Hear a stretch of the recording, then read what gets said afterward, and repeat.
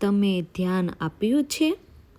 બીમારી તો બદલાય છે, પણ દવા હંમેશા ચાલુ જ રહે છે. કેમ?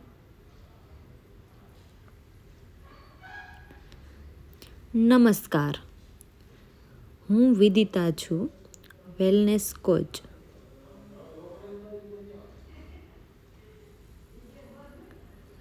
હું ડૉક્ટર નથી, પણ લોકોની જીવનશૈલી, ખોરાક અને શરીરના સિગ્નલને સમજતી આવી છું. અને એક જ વાત મેં વારંવાર જોઈ છે, રોગ દવાથી નથી જતા, રોગ સમજથી જાય છે.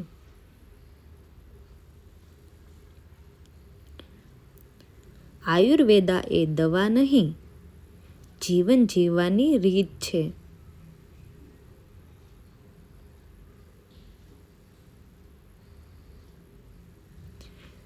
કારણ સિમ્પલ છે.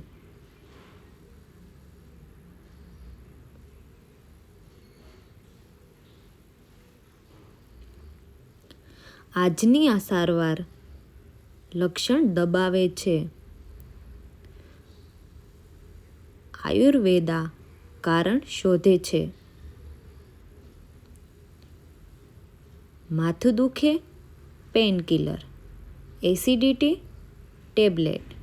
Sugar, life time medicine.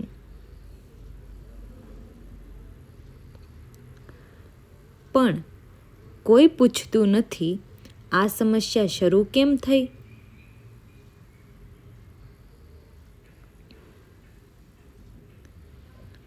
Ayurveda કહે છે, શરીર ભૂલ નથી કરતું, શરીર સિગ્નલ આપે છે.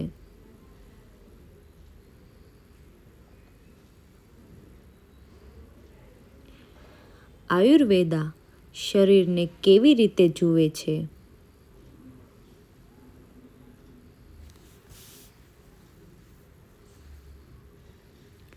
આયુર્વેદા અનુસાર શરીર બરાબર mind plus digestive fire plus routine.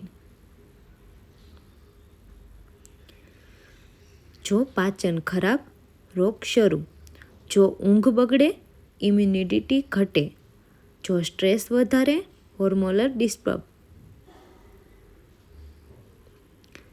એટલે આયુર્વેદા પૂછે છે, તમે શું ખાઓ છો? ક્યારે ખાઓ છો?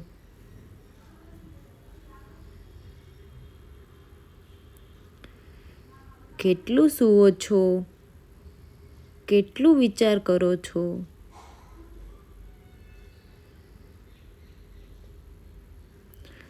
દવા પછી આવે, જીવનશૈલી પહેલા.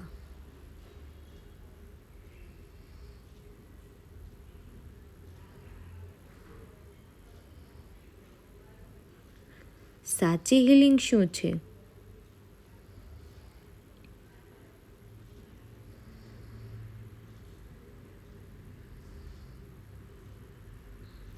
હિલિંગ એટલે સિમ્ટમ્સ બંધ થવું નહીં, શરીર બેલેન્સ થવું.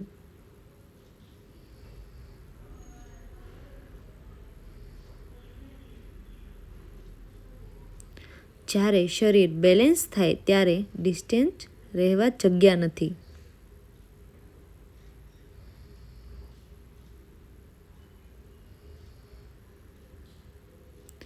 એટલે આયુર્વેદમાં સ્લો પ્રોસેસ છે, પણ પરમેનન્ટ રિઝલ્ટ છે.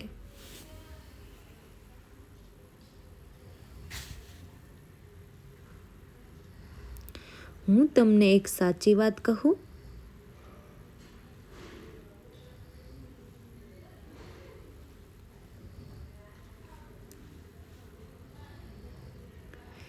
જો તમે વારંવાર દવા લેતા થાકી ગયા છો, રૂટ ક્યુઝ સમજવા માંગો છો, નેચરલ રીતે સ્વસ્થ થવા માંગો છો,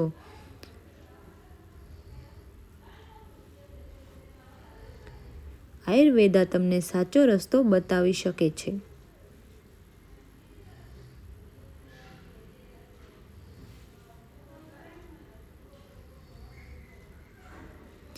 આયુર્વેદા સંબંધિત માહિતી માટે ડિસ્ક્રિપ્શન બોક્સમાં આપેલા નંબર પર સંપર્ક કરો.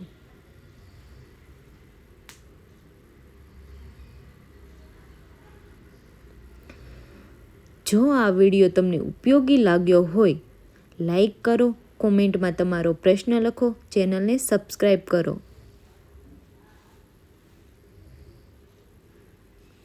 કારણ કે સ્વસ્થ રહેવું ઓપ્શન નથી, જરૂરિયાત છે.